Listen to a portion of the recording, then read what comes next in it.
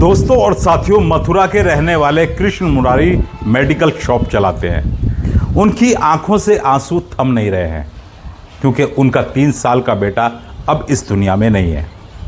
उस बेटे को हमेशा के लिए खामोश कर दिया उसकी मां ने। वजह बनी अवैध संबंध। दोस्तों, इस घटना ने पूरे उत्तर प्रदेश में ही नहीं, पूरे हिंदुस्तान में एक बहस छेड़ दी है। एक माँ वो थी जो अपने बेटे को बचाने के लिए नदी में कूद गई, लेकिन एक माँ वो भी होती है जो अपने अवैध संबंधों के चलते अपनी औलाद को ही हमेशा के लिए खामोश कर देती है। आखिर कौन सी माँ सही है और कौन सी माँ गलत है? दोस्तों, आप जानते हैं माँ के ऊपर अगर लिखा जाए तो स्याही कम पड़ जाती है और लिखने के लिए लफ्ज़ कम पड़ जाते हैं, लेकिन माँ की तारीफ में आदमी ज़िंदगी भर लिखता रहेगा। लेकिन दोस्तों, वहीं कुछ ऐसी माएँ भी होती हैं जिस तरह की आज मैं ये घटना आपको सुनाने जा रहा हूँ। ये घटना आपको अंदर तक झंझोड़ करके रख देगी और आप सोचने पर मजबूर हो जाओगे और फिर यही कहोगे कि भगवान ऐसी माँ किसी बेटे को ना दे। तो दोस्तों, आज की मेरी इस सच्ची घटना का जो टाइटल है वो यही है कि भगवान ऐसी माँ किसी बेटे को ना दे। तो पूरी घटना मैं आपको सुनाने जा रहा हूँ। ये उत्तर प्रदेश के मथुरा की ये घटना है और दोस्तों, इस घटना को सुनकर कहीं ना कहीं आपकी आंखों में भी आंसू ज़रूर आ जाएंगे। तो दिल थाम कर इस घटना की पूरी सच्चाई सुनिए। 28 जून 2026 की ये घटना है। उस दिन वो बच्चा बहुत खुश था, हंस रहा था, खेल रहा था, लेकिन उसे नहीं पता था कि आज उसकी ज़िंदगी का आखिरी दिन है। तो दोस्तों, नया चैनल है दास्तान ज़िंदगी। इस दास्तान ज़िंदगी चैनल को आपने बहुत सपोर्ट किया, बहुत साथ दिया। 12 लाख इस पर जो है वो सब्सक्राइबर हुए, लेकिन बदकिस्मती से कि इस चैनल को यूट्यूब ने डिमोनेटाइज कर दिया है। तो अब दास्तान ज़िंदगी 786 इस चैनल को आप भरपूर प्यार दें। पहली वीडियो ये मैं आज इस पर अपलोड कर रहा हूँ और मुझे उम्मीद है कि आप भरपूर, जैसे पहले आपने प्यार दिया, आप इस तरह से इस चैनल को भी प्यार देंगे। ये मेरा वादा है आपसे कि निष्पक्ष तरीके से जो घटनाएं आज के टाइम में हो रही हैं, जो ट्रेंडिंग घटनाएं हैं, रोज़ाना नई घटनाएं घट रही हैं, वो घटनाएं मैं आपको निष्पक्ष तौर से सही जानकारी आपको उसकी दूंगा और आपको क्राइम से बचने के भी कुछ टोटके बताऊंगा। और अगर आपकी बीवी, आपका भाई, आपका बेटा किसी गलत रास्ते पर चल रहे हैं, तो जहाँ तक मेरा अपना 47 साल का तजुर्बा है वो भी आपसे मैं साझा और शेयर करूँगा। चलिए पहले बढ़ता हूँ इस घटना की तरफ। 28 जून 2026 की ये घटना है दोस्तों। मथुरा, उत्तर प्रदेश का बड़ा चर्चित मथुरा वृंदावन, और सब लोग आप जानते ही हो, पूरे हिंदुस्तान में चर्चित है और मशहूर है।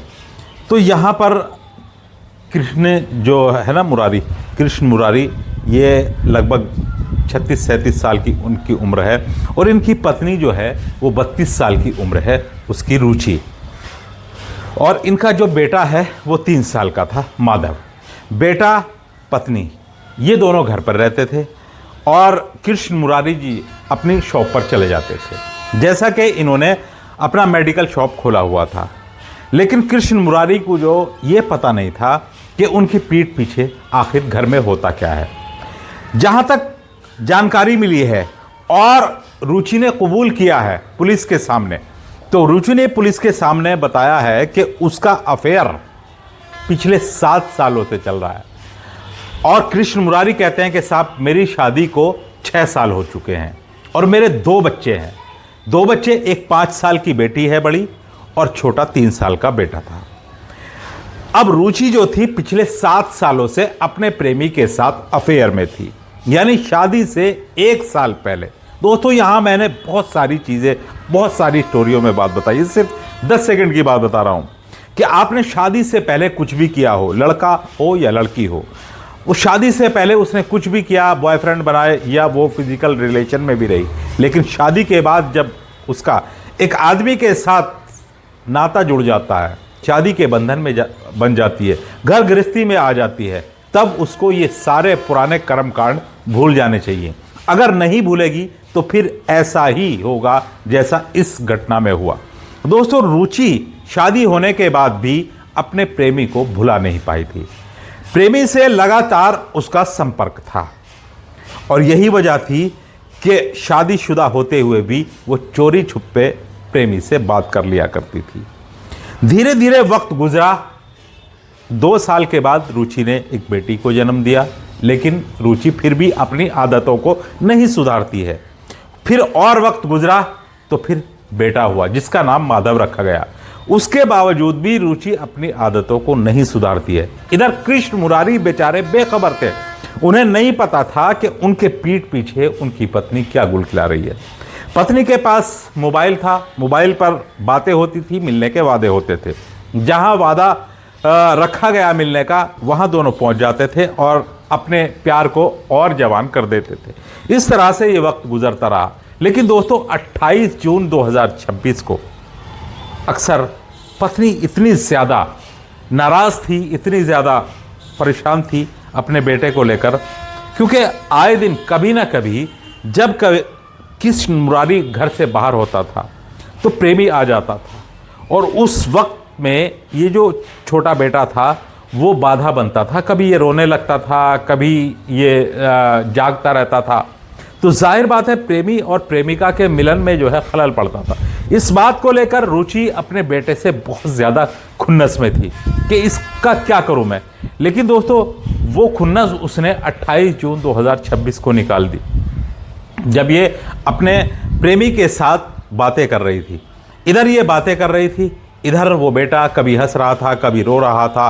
बहरहाल छोटा बच्चा जो है ना वो परेशान रहता है। उसको कोई उठाए, कोई गोद में ले, कोई खिलाए, कभी उसको खाने को दे, कभी उसको पीने को दे। यही बच्चों की जो है ना हॉबीज़ होती है, यही बच्चों के जो है वो उनको खिलाने के और उनको चुप कराने के यही तरीके होते हैं। अब जाहिर बात है जो औरत अपने प्रेमी के साथ टाइम स्पेंड कर रही हो और बच्चा उसका जो है वो खलल डाल रहा हो, बार बार रो रहा हो, हंस रहा हो या जो भी है, शोर मचा रहा हो, शोर कर रहा हो, तो ये सारी चीज़ें एक माँ को बड़ी नागवार गुजरती थी। इसलिए उस दिन उसने अंतिम फैसला कर लिया और फिर अंतिम फैसला उसका ये हुआ कि हमेशा के लिए उसने उस रास्ते की दीवार को ही हटा दिया, उस आवाज़ को ही खामोश कर दिया जो आवाज़ प्रेमी के साथ बातें करने में, जो आवाज़ प्रेमी के साथ वक्त गुजारने में खलल डालती थी। और दोस्तों उस दिन वो आवाज़ खामोश हुई तो फिर वो कभी नहीं बोली। पति शॉप से घर आया, देखा कि बेटा सो रहा है, क्योंकि जब एक बाप काम करके घर के अंदर आता है ना तो पहले क्या देखता है, सबसे पहले बीवी का चेहरा देखता है। अगर थके हारे पति का बीवी मुस्कुरा करके स्वागत करती है ना तो उसकी सारी थकन दूर हो जाती है। मैं आपसे भी कहता हूँ कि जो माएँ बहनें मेरी इस वीडियो को देख रही हैं ना, अगर आपका पति बाहर से थका मांदा काम करके आए तो ज़्यादा भी ना करो तो मुस्कुरा करके उसका स्वागत करो, उसको पानी का एक गिलास दो, उसकी सारी थकन दूर हो जाएगी। कृष्ण मुरारी जब शॉप से वापस आया, बेटे के बारे में पूछा कि बेटा कहाँ है, बेटी कहाँ है, तो आदमी क्या होता है कि सबसे पहले घर में आने के बाद पत्नी का चेहरा देखने के बाद बच्चों को ढूंढता है और बच्चों को प्यार दुलार करने के बाद सारी थकन दूर। कृष्ण मुरारी जब पत्नी से पूछता है बेटा कहाँ है तो पत्नी बताती है कि बेटा सो रहा है।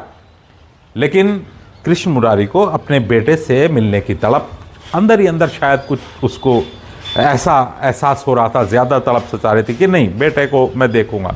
उसने बेटे को सोते हुए उठा करके उठाया तो वो तो ऐसी गहरी नींद सो रहा था कि वो कभी उठने वाला नहीं था। इसलिए फिर उसने हिलाया झुलाया तो उसके अंदर तो दम दरूद है ही नहीं था, बिल्कुल भी जान ख़त्म थी। उसकी आंखों से आंसू बहने लगे कि रुचि क्या हुआ बेटे को। रुचि ने इधर उधर बहाने बनाए लेकिन वो बहाने काम नहीं आए। ज़रूर रुचि ने कुछ किया होगा, शक तो उसको पहले से ही था, लेकिन कुछ कह नहीं पाता था पत्नी को, कोई ऐसे सबूत नहीं थे उसके पास। इसलिए जब उसने बार बार पत्नी से पूछा तो बार बार पत्नी कोई भी संतुष्ट जवाब नहीं दे पाई पति को। इसलिए पुलिस केस हुआ और पुलिस ने जब अपने तरीके से उससे पूछा तो दोस्तों लोगों की आंखें फैल गई। कानों को ये यकीन नहीं हुआ कि ये औरत जो बात कह रही है क्या वाकई वो सच है। जब उस औरत ने कबूल किया कि हाँ, अपने प्यार में बाधा बनने वाले अपने 3 साल के बेटे के साथ जो कुछ भी उसने किया वो बिल्कुल सच है। तो दोस्तों लोगों को यकीन नहीं हुआ।